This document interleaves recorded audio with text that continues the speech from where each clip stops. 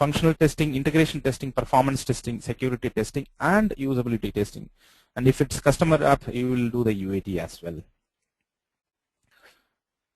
And native apps made by native SDKs, hybrid apps are actually made by hybrid tools.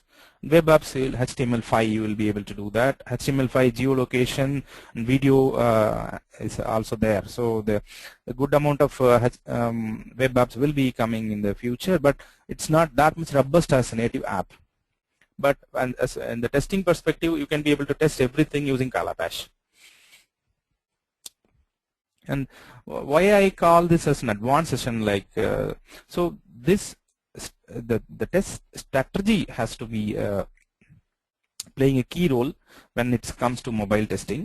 As I said, like how many devices I should buy, like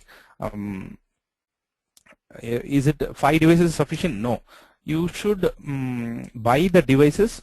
For example, your market, you are making an app for high-end users, then you should make sure that you should study the market. If your market is between 2.3 OS to 4.0, you should buy 2 devices at least. One is 2.3 and one is 4.0. So you should buy that. So 2 devices, you can be able to cover 80%. Okay. And do I have to test emulator and device or both? Because emulator, you can test it in emulator when the mobile, if it's in the very basic stages. But if it's testing in the device is really advisable. And do I have to use ambassador or social media? I think you should really use some ambassador. For example, I need to test my app is working in Sri Lanka or not. I'll really have an ambassador in Sri Lanka who is telling me that after I have the build ready, I'll make sure that he helps me out in there. So once I release into the market, for example, after it will take almost 5 days for an approval in Android Apple App Store. After that, if it is not working there, it will be a big blow for me. So you should use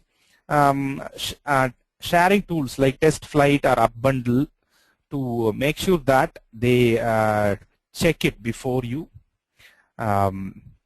release the app.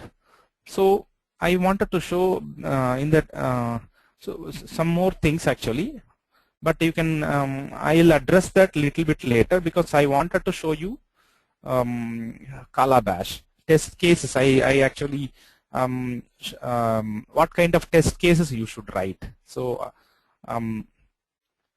you should be really writing a test cases which covers the all the aspects of man-machine interface. Okay, that is how it goes.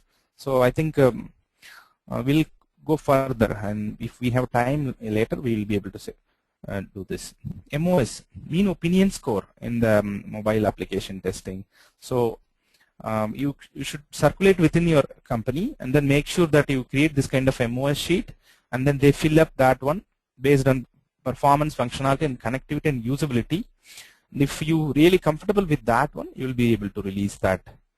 So power consumption, there is you should really be testing power consumption in your app. Your app also will differ if you don't close a thread. So it will start using CPU.